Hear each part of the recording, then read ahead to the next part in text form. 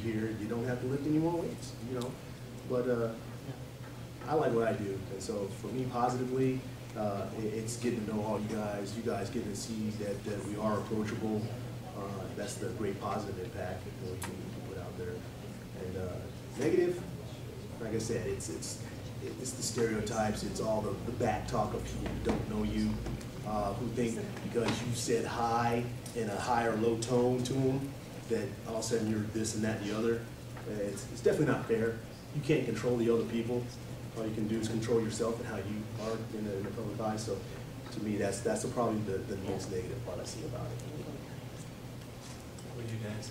For me, what I don't like about the sport is that, you know, of course, you know, if you're a competitor, you don't like to lose, especially not if you know you were maybe better than the one that beat you. It doesn't necessarily have to be the first place, but wherever you place, you know, sometimes it's just obvious that you have no business being back there when you should be somewhere closer to the top, you know. But that is something that you got to get used to in order to be able to compete.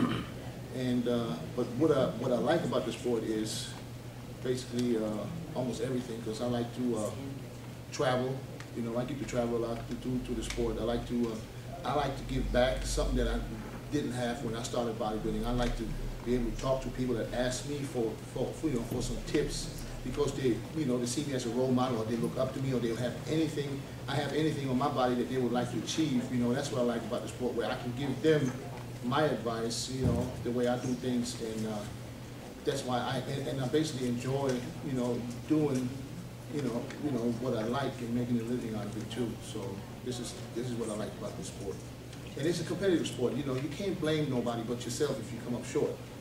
You know, even if you have a nutritionist, nutritionist is not you. You know, he can just tell you what you should do, but you're the one that got to put the work in. You know, and if it doesn't happen, and you can't blame anybody but yourself. But like I said, that's why it comes to the point where there are things that I don't like. If you're spot on and everything is right, and this is there's 7 to 11 judges. You know, you never know what they like, and you never know what they think. You know, so there's situations where me and David, a few times we've been backstage looking at us like, man, I don't know, man. You know what I mean? When you know you should have been up there and you just don't even get a look, because just because somebody places 15 or 10 doesn't mean that he's not better than the one who got 5th, because he never got a chance to stand next to him. And sometimes you can't see him. And this is why I still, to this day, I say that Jay Cutler, the breakthrough for Jay Cutler was in 2001, not because he was in his best shape, because he stood right next to Ronnie Coleman in the lineup. And this is what gave the judges, and everybody could see, because everybody's looking at Ronnie as soon as he steps out on stage. And then there was Jay standing right next to him, holding his own. And this is where it happened. You know what I mean? But there was probably guys on the other, if Jay would have be way on the other side, he might never, he might have never got to second place that day. So you never know. And this is what I don't like about the sport. There's just not, they say they compare more. There's more comparisons, but there's comparisons that don't make no sense. You know, sometimes you gotta match it up right. You know, politics is always a role everywhere. You know, it starts with ice skating. It's everywhere. So. So there's nothing you can do about it. There's nothing you can do about it. Yeah, and the thing is, if you start getting vocal or too vocal, they can, the next time you see yourself standing out of the top 15 somewhere, that can happen too. So sometimes you think, what should I do? Should I shut up, or you know what I mean? So I rather don't say nothing and just do whatever I can. How about you, Rusty? I'm in for the posing routine. Yeah. Nothing better than just nailing a routine and having the crowd go nuts. What do you not like? I don't like politics. I'm not real keen on. A few years back, the 2005 Pro World, I thought I should have been in there, and clearly won that show. Hands down. Thank you. I'm going to say it, and I'm going to say it in front of Bob when he gets here now. Because Bob is the one that won the show. And They were following him around with the video. No, and he didn't even get second. He got 4th, right? No, I got 7th. 7th. This is what I'm trying to say. Because he got 7th, if I would, his closest friend would probably say 7th. Oh, they'd be like, yeah, maybe he could have got maybe 5th or 4th. No, he should have. That should have been his show. He didn't get compared to anyone past fifth. That's what I'm saying. If you don't get compared to the guys that's winning the show, how can you beat them? That was actually, that was one of the early internet video, I mean, that, you know, it was, you could watch it on the internet, if I remember right, and that was like. I wasn't even there. That was New York, right? I wasn't there. I was on the phone with somebody that was there. Okay. And you know, and when everybody, you know, when they was doing after prejudging, you know, because sometimes prejudging, things happen. Sometimes you don't get compared, but sometimes it don't mean nothing. You know, after the when they doing the post routines, you know, that guy said clearly, Rusty first place. Yeah. No doubt. And then he didn't even make top 5. You know, so I remember it. I think a lot of people, at least people in Arizona, definitely would remember. I wish Bob would be here because I would like to ask him. I never asked him. No. I mean, no offense to Bob, because you know, he was good, no doubt. But I want to ask Bob, what do you think? Where should he place? Yeah. You I know what I posted mean? side-by-side photos on bodybuilding.com that were clear, crisp, and high resolution. No, They got he must have pulled been in off his best. in the Have you second ever been in a after I better posted. condition? I don't know, maybe this time around. Yeah. Just for this Phoenix show, yeah. Yeah, because I mean, I'm looking at the show, at the pictures, I was like, yeah, it's ridiculous. Oh, I posted it, they all got pulled off the internet.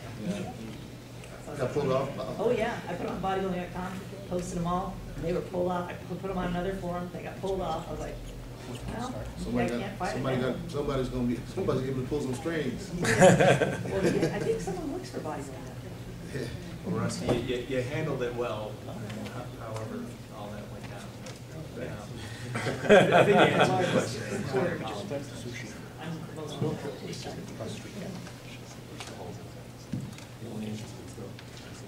Dave, which one you want to answer? Go ahead. Oh, I get to pick one. Yeah, you said you got some to like. Oh, geez, let's see. You got some dingers in there, I think. I like them. I got, I don't know if it's what's the craziest bodybuilding related story you've ever heard? Slash experience? Well, I tell you mine. No, what happens quite frequently. In case a lot of you don't know, Scott Stevenson is my training partner extraordinaire. I love training with this guy. He's an animal and a half. And he has a tendency that when we're training a lot and really heavy, the man, he bleeds quite a bit from his head. He just, sometimes it's kind of, I mean, Oh, he bleeding on you. Tell him. No, no. Scott, I mean, we're doing rack deads or anything crazy heavy besides his eyeballs about to pop out of his head. It's like he gets up and I go because I know that after he's finished, I gotta grab some tissues and stuff for him because he'll walk around the gym and people look at him. He goes, "Dave, what did you tell me?" Oh, sorry, dude. I want to tell you that. So blood is hell because. Oh, yeah? Looks like, the movie Carrie when for what? Oh man. So that's taken to the extreme. That's beyond the craziest thing that I've experienced. There's one. I have a funny thing that I experience. Funny things that I experience sometimes because, it's not really funny because I shouldn't make fun of it, but I have to sometimes. So, when you go to a gym, and people know who you are, but they're just too shy to talk to you. I don't know if y'all get this, I get this sometimes. And that was, and sometimes, I can still remember when when I started training, and I remember the first time I went to Gold's Gym in Venice for the very first time. And all the guys I knew from the magazine. I've never ever met the person. So I went to Gold's, and there was Paul Dillette. Man was as big as a house. I would never walk up or try to swell up next to him because, I was like, shh. But I get this sometimes that I go somewhere and there's always 2 or 3 guys that I don't know what it is, they just want me to look at them. They're trying to create attention. So they you know when somebody's faking it. I'm a bodybuilder. I used to do it too, so I know. I know exactly. So and then I have this thing that I do, and I will always do it. I'll look at him, and as long as I look at him, he can't let go of the air. You know what I mean? So, I just keep looking at him, he's like, and he gets you know, he starts sweating. And sooner or later he got to deflate. You know. So, but this is not the thing that I want to tell you guys. I want to tell you that, and then they look at you, they watch you, and they try to copy everything you do. Oh, I see that. You know, and then whatever I do, and sometimes I just do some crazy stuff just to see if they do it too. So I said, what can I do? There was this guy that was looking at me, and they followed basically every machine I did. They went and did the same thing. So I was like, okay, let me get him. I went, instead of, I was going to do leg extension, right? But instead of doing leg extension, I set backwards on the leg curl.